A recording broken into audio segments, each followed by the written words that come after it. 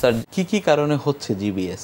GBS আসলে autoimmune disease. যে কোনো একটি জীবাণুর এগেনস্টে আপনার বডি নিজেই রেসপন্স করে। বডি ওই জীবাণুর এগেনস্টে রেসপন্স করার কারণে ইমিউন মেডিয়েটরে তার মাসেলগুলো উইক হয়ে যায়। এই কারণগুলো আসলে ইনফেকশন, অনেক সময় পেটের কিছু ইনফেকশন যেমন পাতলা পায়খানা, অনেক সময় শ্বাসকষ্ট, রেসপিরেটরি একটা ইনফেকশন, অনেক সময় ভ্যাকসিনেশন। আমরা কোভিডের সময় কোভিড ভ্যাকসিনেশনের পরেও প্রচুর জিবিএস রোগী পেয়েছি। স্যার কখন চিকিৎসকের শরণাপন্ন হবেন? GBS is a medical emergency. যখনই আপনার এরকম একটু জ্বর বা ভ্যাকসিনের পরে আপনি হঠাৎ করে ঘুম থেকে উঠে দেখছেন আপনার পা নাড়তে পারছেন না, আপনি তো আর জানেন না যে আপনার জিবিএস হয়েছে।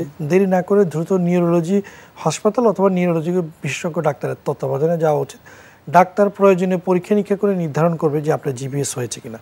অনেক সময় ইলেকট্রোলাইট ইমব্যালেন্স যেমন পটাশিয়াম কমে যাওয়া, অনেক সময় বমি বা পাতলা পায়খানার কারণে কিন্তু আমাদের পটাশিয়াম কমে যায়, সোডিয়াম কমে যায়। এটি কিন্তু অনেক সময় একদম জিবিএস এর মতো করে প্রেজেন্ট করে।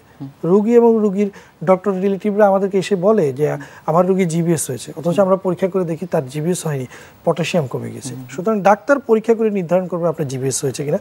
আপনি যখন দেখছেন যে আপনার পা নাড়তে পারছেন না, হাত নাড়তে পারছেন না, দেরি না করে দ্রুত ডাক্তারের তত্ত্বাবধানে চলে যান।